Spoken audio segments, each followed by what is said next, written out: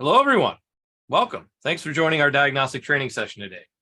If you have any questions throughout the session, if you're watching on Zoom, just look at the top of the bottom of your screen.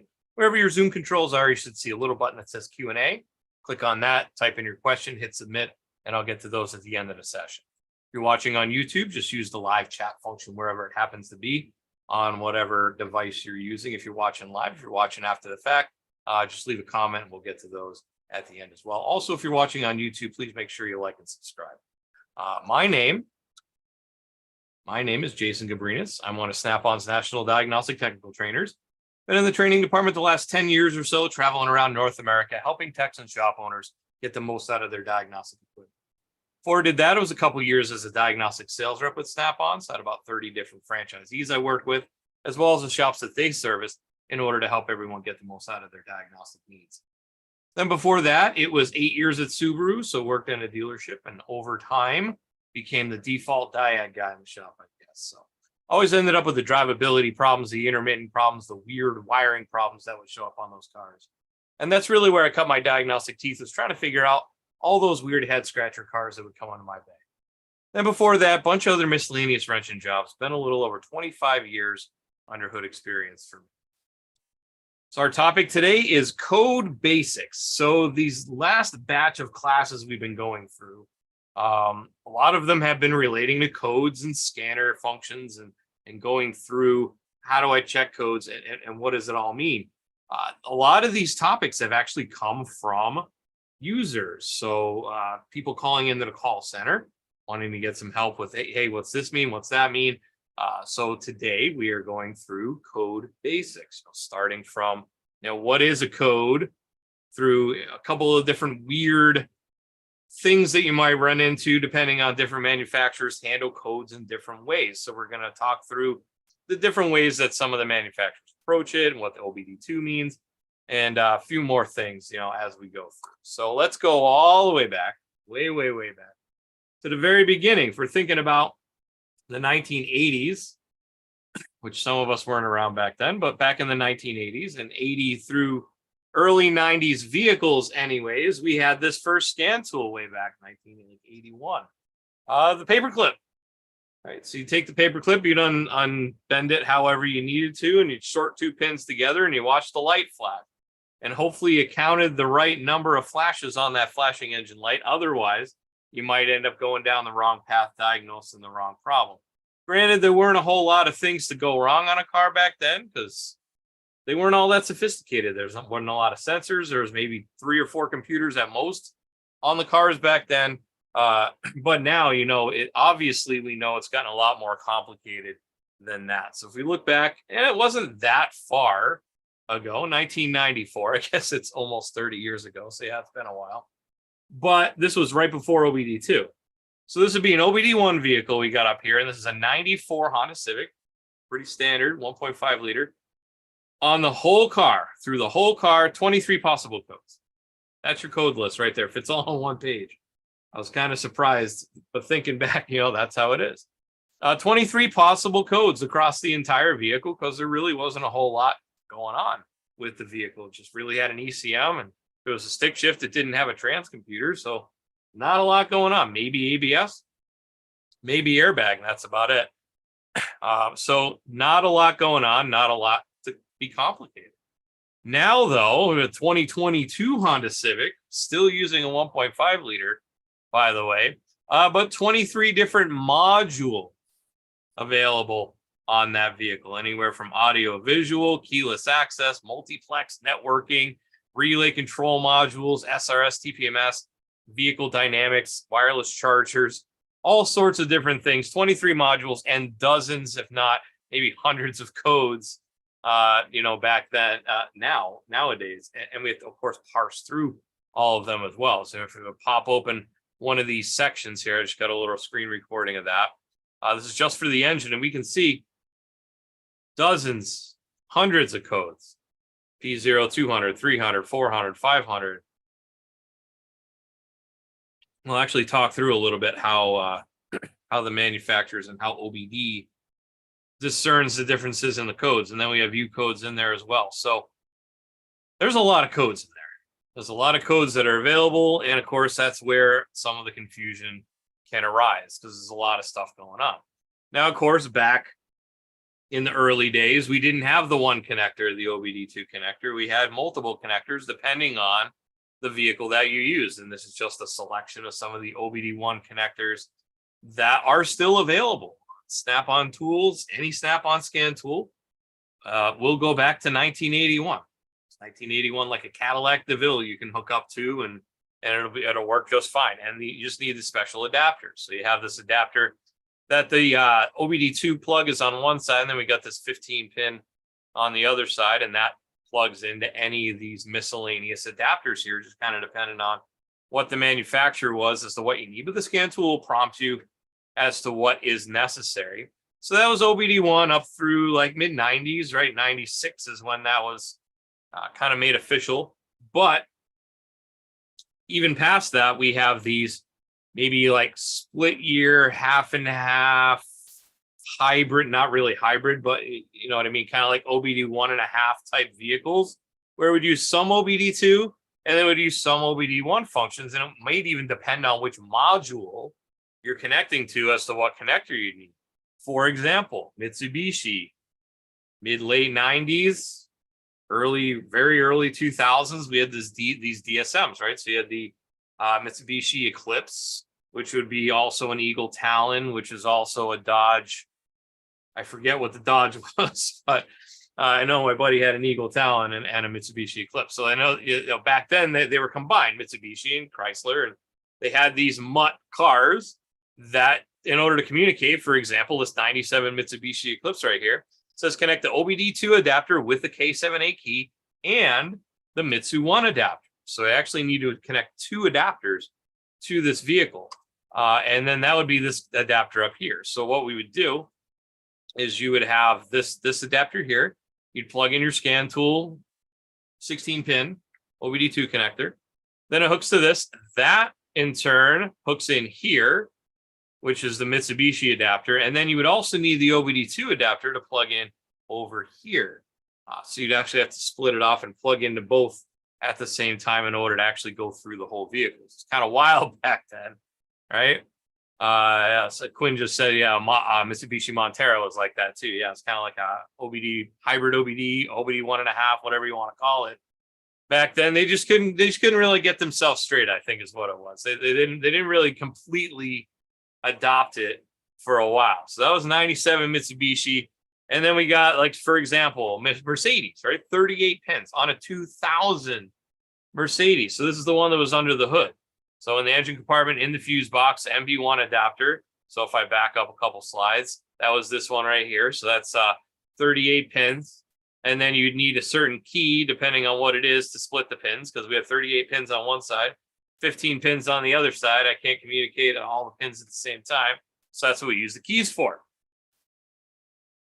And then if we go even further, it's a 2000 Mercedes. And then we also did like an 01 BMW 3 Series, fairly standard car. That one had the 20-pin round connector under the hood, but it also has an OBD2 connector under the dash. So depending on what you needed to read and what system you needed to go through, you would either use the round connector or you would use the OBD2 connector. You could never really use them both at the same time.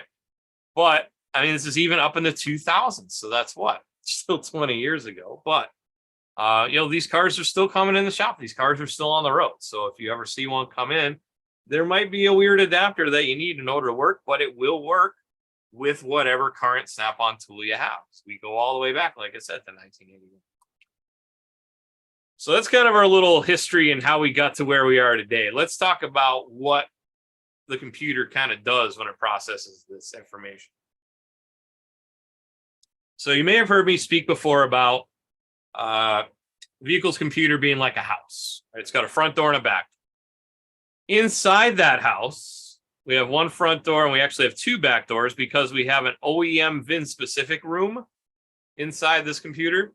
And we also have our EOBD generic side of the PCM. So that's your federally mandated scan data and codes. It's going to be the same no matter what, manufacturer to manufacturer. The information in here should by and large pretty much be the same. On the OEM side, though, that's kind of up to the manufacturer. Whatever they want to do, This is their sandbox and they can play in it over here. Now there's some constraints, I guess you could say, with that they have to follow along some guidelines, especially when it comes to your base P codes. But there can be different thresholds to set a code in here. There can be different tests that are run. So just be aware, you want to check both sides.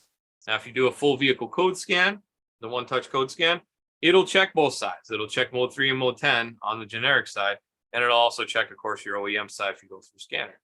But you need to be aware that it could be different. And we'll see a couple examples in a little bit. But if you look in, say, the engine scanner side in the ECM, that could have a different number of codes than you could in the OBD2 side, depending on how the manufacturer has it set up. So just realize that there may be different codes in different sizes. There's nothing wrong with the car. There's nothing wrong with the scan tool in that case. It's just that's how the manufacturer has it, and that's how it presents the information. So there's different code types out there as well. There's 4 main buckets that they'll fall in. There's going to be your current codes, which would be, it's a problem right now. We're currently experiencing this problem. And then we have pending. So there's about to be a problem. Usually those are on ones that are a couple trips to take in order to set it. So if it's in pending and it only finds it once, and it needs to take maybe 2 more trips to turn the light on or set a code, then that would be a pending code. It's a problem, but it's not a bad enough problem at the moment.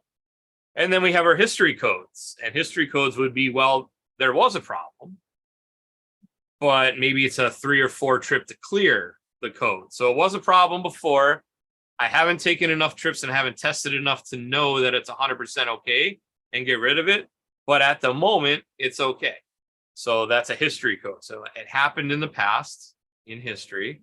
There was a problem before, but now it's fine. Or now it's probably fine, might be fine. And the last one's permanent codes. So there's some confusion as to what these permanent codes are and what they do and how they work. So permanent codes was added into OBD2, probably around about 2010 or so. And that is a code that has been in the computer at some point. And maybe you clear the computer. No scan tool in the world can clear a permanent code. It is a function of OBD, and it's in there, and it's actually there. It's going to help you. I don't know if they necessarily put it in there to help you, but it is a help for you. Say someone down the street works on the car, or maybe the customer had the car, they wanted to get rid of the check engine light, so they just disconnected the battery and wanted to clear the engine light. That's they can do that. They have done that before. But you could go in and you can check the permanent codes, which would be in mode 10 and OBD, or if you do the full vehicle code scan on a snap-on tool, it's in there too. If there's any permanent codes in there, those are codes that have set in the past. They have been cleared in the rest of the computer, but the test that it needs to run in order to pass it, in order to not set the code, hasn't passed yet. So that'll stay, they'll stay in the computer until either it passes the test or 400 days, whichever happens first. So if it goes through 3 drive cycles and then it passes, and that's fine, the code will disappear. Otherwise, it'll stay there. Also, sometimes you need to do a key cycle in order to get it to go to permanent from regular code. So sometimes that happens. So those are our different types. And then we also have our code designations. So we have our P codes, our B codes, our C codes, and our U codes. So P stands for powertrain, B stands for body, C stands for chassis, and U stands for UART. And we'll discuss what that is here in a minute. Now, as far as P codes go, if you understand kind of how the P code is, or how the codes are set up, how they're categorized, can kind of help, especially if you have very little description to go on, which can happen sometimes. Sometimes the manufacturers don't put good descriptions in on some of the codes. But if they're generally categorized. So P codes, of course, deal with powertrain, engine, transmission, and they're also subcategorized by the number. So we have P00, 01, and 02 are going to be fuel and air metering stuff. So things like MAP sensors, mass airflow sensors, fuel injector. Fuel injector. P03 series are going to be ignition system or misfire problems. So the classic P0300, 301, 302, or like a 342, I believe. I believe that's a cam sensor code off the top of my head. Well, like any of those 340 codes where it's a cam sensor, crank sensor, That's the ignition system too. P04 auxiliary emissions control, so things like evap. P0500 codes vehicle speed and idle control, so like speed sensors, throttle body, throttle position sensors. P06 computer and auxiliary inputs, so things like RAM failures, things internal to the computer, other miscellaneous inputs that they put under there. 7, 8s, and 9s are under transmission, so you see a P0700, that's TCM, commands the mill. 800s, 900s, because transmission has got so complex, they need 3 different categories. And then when you get to the A's, B's, C's, and D's, and E's even, we're talking things like hybrid vehicles, electric vehicles, other systems that don't fall easily under one of these other categories. So that's under OBD. That is what the categories are. And the manufacturers, by and large, will stick to that. So, for example, manufacturer-specific categories will lead with a 2 or even a 3. So the manufacturers will use the P0 codes, and then they can also have their own codes that they put in there for their own systems under their own discretion. So they usually start with a 2. So P0, P20, 21, 22 is fuel, air, and auxiliary emissions. P23 is ignition system. 24 is auxiliary emissions. 25 is auxiliary inputs. 26 is computer and auxiliary inputs. 7, 8s, and 9s are transmission again. A's and B's are powertrain control. And then I actually found some codes under the P3000. It was 3, 4 something. Cylinder deactivation system. So on vehicles that have that. That would apply to some manufacturers on that. Then we have B codes. So that can be multiple systems or ECUs on a vehicle. So things like body control module, HVAC, SRS, audio and entertainment. ADAS is a big one for B codes. Seats, doors, windows, things like that. Things that are not the engine and things that are not the chassis.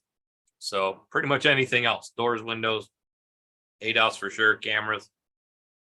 C codes are chassis, so that can apply to multiple systems once again, like ABS, traction control, vehicle dynamics, suspension, air suspension, electronic suspension, whatever it happens to be, anything dealing with the chassis.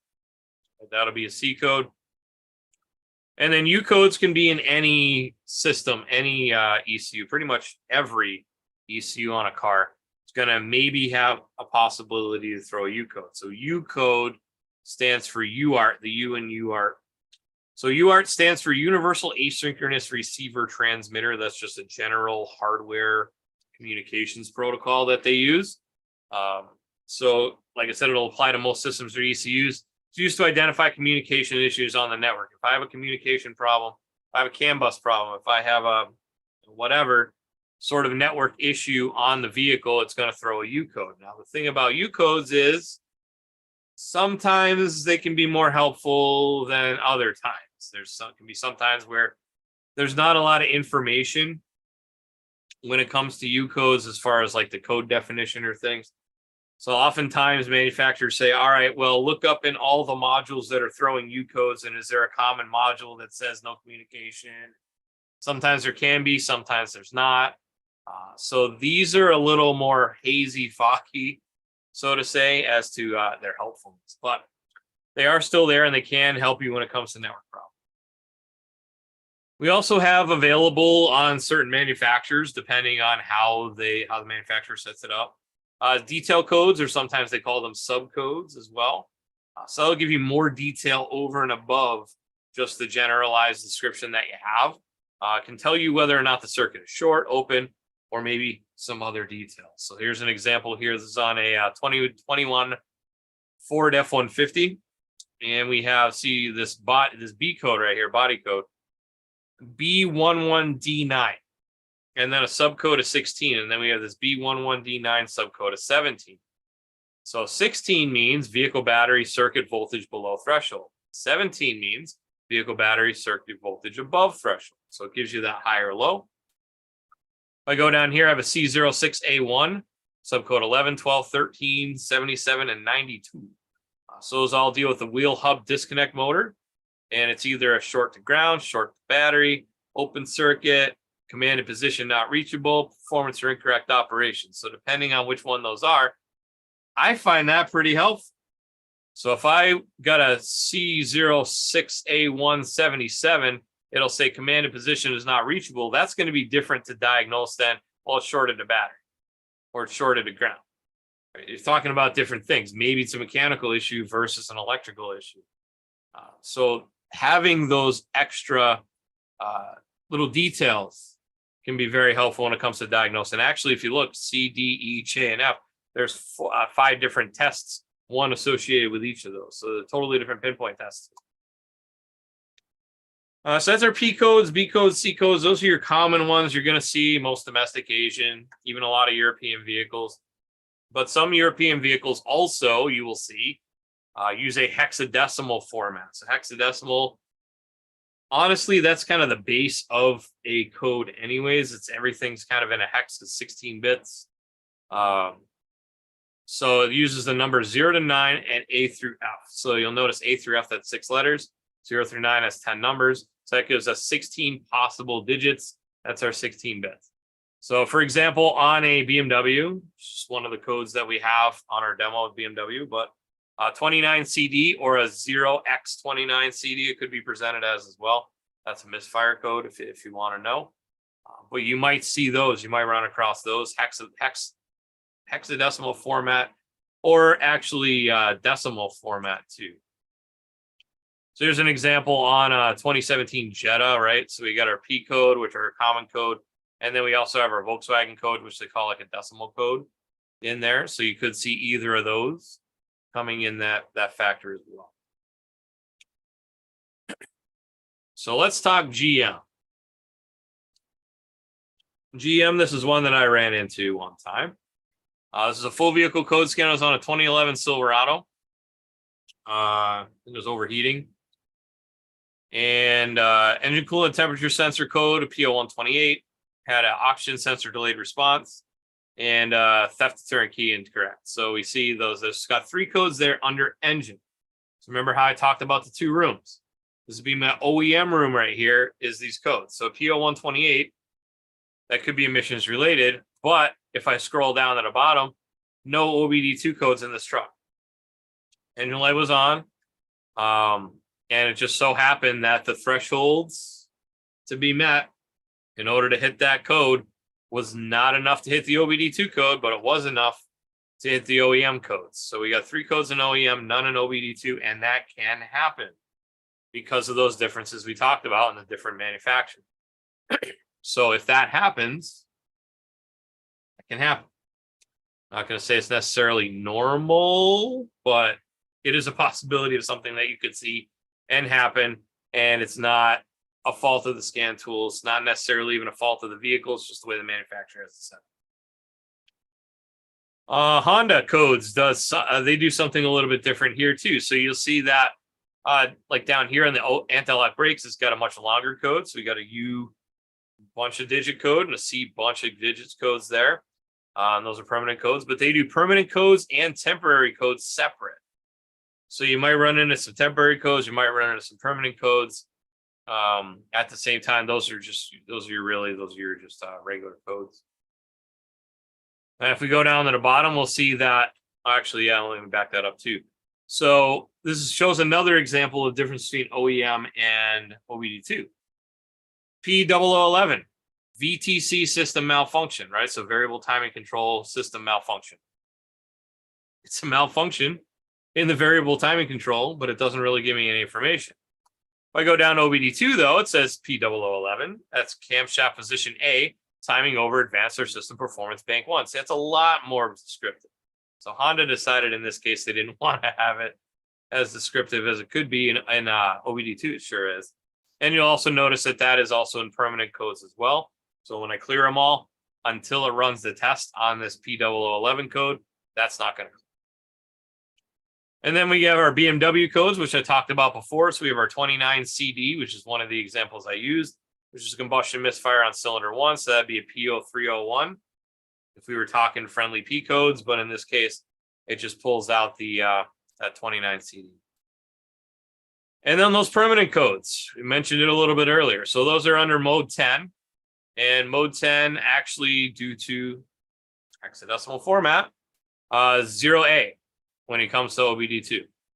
These codes cannot be cleared using any scan tool. I don't care whose scan tool you're using, you can't clear them because it doesn't work. Can only be cleared by the ECM itself after it passes the test. And like I said, they can be very useful if someone else worked on the vehicle before you and they got to it first, or the customer, disconnect the battery. That's all right. So let's do a couple, talk about a couple more things on the tool before I let you go. First thing, I want to talk a little bit more detail on GM. So 2019 Chevy Silverado we got here. Standard Chevy. But here's where some confusion can come in. So if any GM, doesn't matter, any GM, if I go under codes menu and you're going to see display codes, there's three options. And if you don't pay attention and you don't read up as to what this is all about, you might be thrown for a loop. So we have DTC display. We have not run or failed since code cleared. And then we have not run or failed this ignition cycle. So if we back up, there is a codes help button. And this is going to tell us what those mean. So DTC display. This is a list of all current and history failures. When you clear the codes, there should be no codes in this list section. Not run or failed since code cleared. Codes in this list have either not run their test or their test ran and failed since the codes were cleared. If it ran and failed, the code would also be up here in DTC display. When you clear the codes, there will be I'm going to repeat this for emphasis. When you clear codes, there will be many codes in this list until the test for each code runs and passes. So if you just clear the codes and you go in there and check that, there's going to be, hundreds of codes in there. And if you're not thinking about it or you don't understand what they mean, you say, man, what is wrong with this vehicle? Or maybe even think the scan tool set a ton of codes in the car. Not true. That's just how GM does it. They tell you what codes the test hasn't run or have failed since the code was cleared. And then not run or failed this ignition cycle, same deal. Codes in this list have either not run their test or their test ran and failed this ignition power-up cycle. If it ran and failed, the code will also be in a DTC display section. So if you just cycle the key, there should be a ton of codes in there too, because it hadn't run the code section. So just be cognizant of that. If you're working on a GM, if you're not used to working on GMs, that is a possibility of something that could happen. So you generally want to go into DTC display. The other two, probably not nearly as much. There's also another thing I mentioned too. So if I wanted to go in and pop over real quick into my generic side of the computer, remember how we talked about those two sides? So if I wanted to pop over to the generic side real quick, I can actually go into generic functions as well from the main menu where it says codes, data, functional tests. We have generic functions. And so it gets to most of my OBD2. A couple things won't apply. But things like readiness monitors, if I wanted to check that, freeze frame, trouble codes, cal IDs, things like that, I can actually flip over into that without having to leave the vehicle and go back in under OBD2. So that's kind of handy. So that's one common issue that we see. Next one is going to be this guy. Ford. I'll actually go into shop key for this one. Another common question we get is on P1000.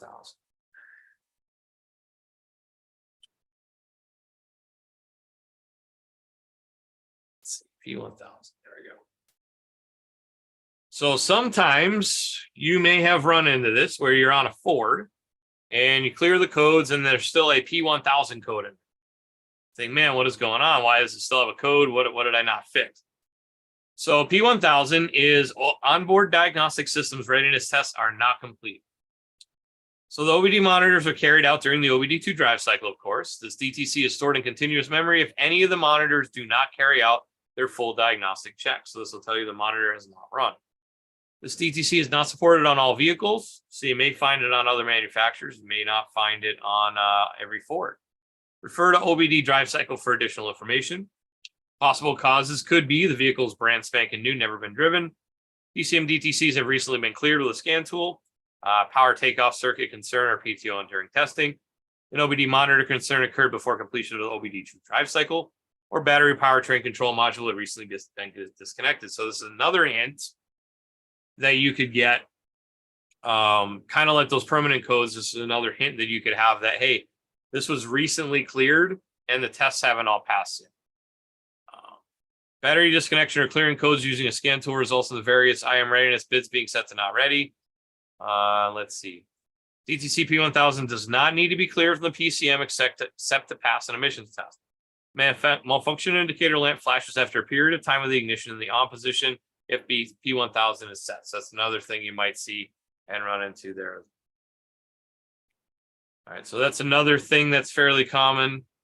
And then another one we'll do is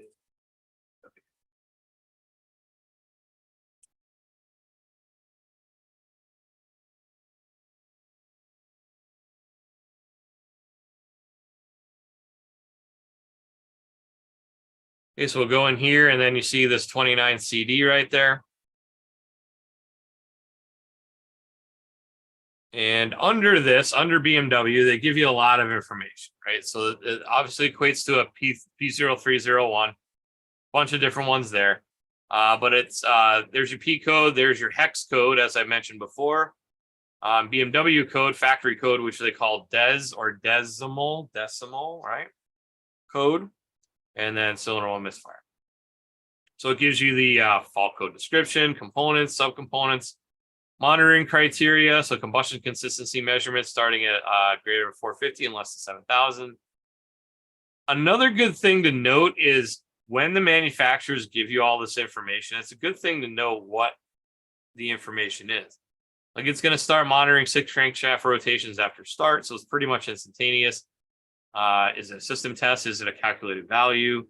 Possible fault causes, repair procedures, etc. So you can get a lot of information out of the manufacturer when they give you like code set criteria and things like that. So it's another good thing to study up on just to help you out, diagnose a little bit easier, a little bit faster.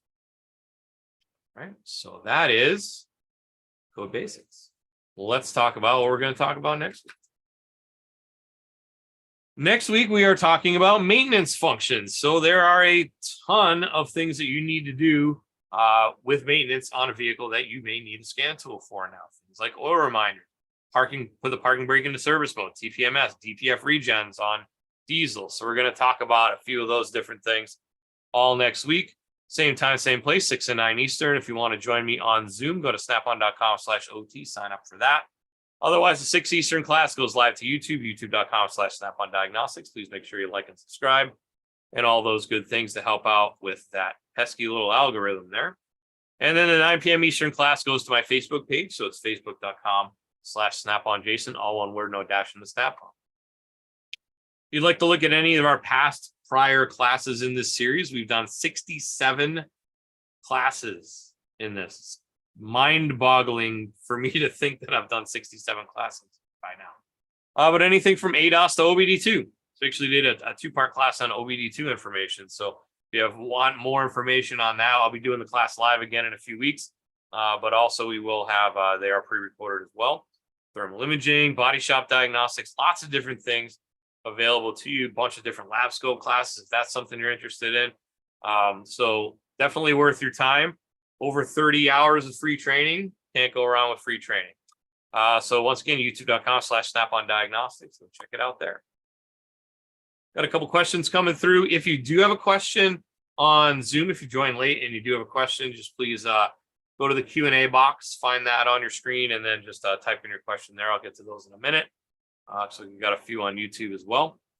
Also want to mention my buddy Keith. Keith also does free diagnostics training every Wednesday and Thursday. On Wednesday, it is on Zeus, and on Thursday, it is a combo Apollo Triton class.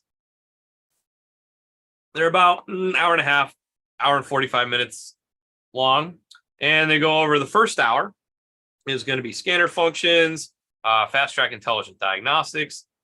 Let's get your Wi-Fi set up, make sure that works. We'll talk about security link, talk about getting you set up on Snap-on Cloud and all that. So I'll walk you through that, and then he takes about a 5-minute break, and then he comes back after that, and then he walks through the scope and meter functions on there on the respective tools as well. So one chance every Wednesday and Thursday, so 7:30 Eastern, 6:30 Central. Go to snapon.com/OT to sign up. It is Zoom only, so go check that out. Let's look at questions on YouTube. We got a few here. So hello, Dan Cujo, welcome. Quinn, welcome. Thanks for joining as always. Keith Bland, welcome.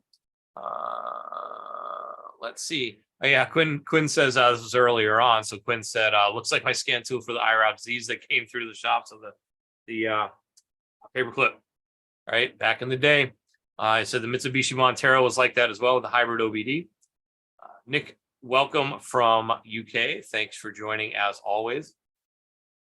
The Winton, hello, welcome.